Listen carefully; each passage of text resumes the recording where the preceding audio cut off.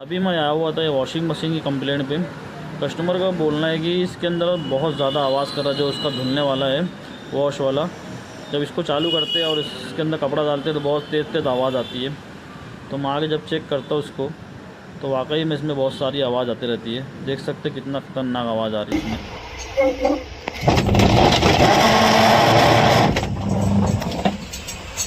इसमें जो वो आवाज़ आ रही है, इसमें दो ही प्रॉब्लम हो सकता है। या तो इसका पल्सेटर का जो दांत रहता है वो ख़राब हो जाता है, घिस जाता है तो आवाज़ करता है, या तो इसका जो गियर बॉक्स रहता है। ज़्यादातर केस तो गियर बॉक्स का रहता है। मैं जहाँ भी गया हूँ 100 में से 99% तो समझ लो गियर बॉक्स ख़राब हुए रहता है। 1% का चांस रहता है इसकी पल्सेटर ख़राब हो। तो इसके पल्सेटर को मैं खोल लेता हूँ पहले।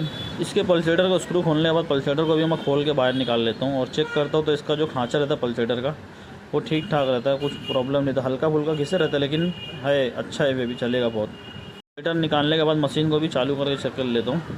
तो ऐसे भी तो आवाज़ नहीं करता है, लेकिन जब इसके जो गियर बॉक्स का दांत रहता है इसको मैं पकड़ से पकड़ता हूँ तो उसके अंदर आवाज़ बहुत ज़्यादा आती है। दिखाता हूँ मैं पकड़ के। अभी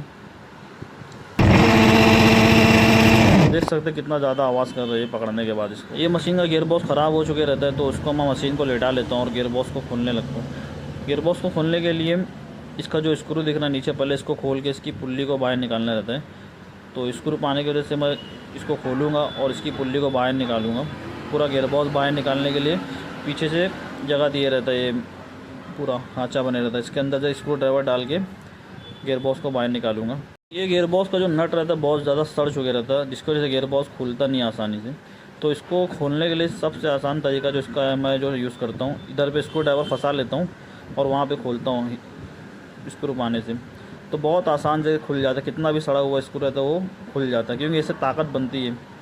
गियर बॉक्स को फंसा लेता हूँ ना स्क्रू ड्राइवर से, बहुत अच्छे से खुल जाता है। गियर बॉक्स की पुल्ली का जो नट रहता है वो खोल चुका हूँ मैं। उसके बाद अब इस गियर बॉक्स को निकालने का। तो गियर बॉक्स को निकालने के लिए भी नीचे से स्क्रू ड्राइवर डाल के चारों स्क्रू खोल के बाहर निकाल लूँगा। और इसका जो गियर बॉक्स है सेम टू सेम साइज़ में लेके आ चुका हूँ अभी। इसको लगा दूँगा तो इसका जो प्रॉब्लम है वो सॉल्व हो जाएगा।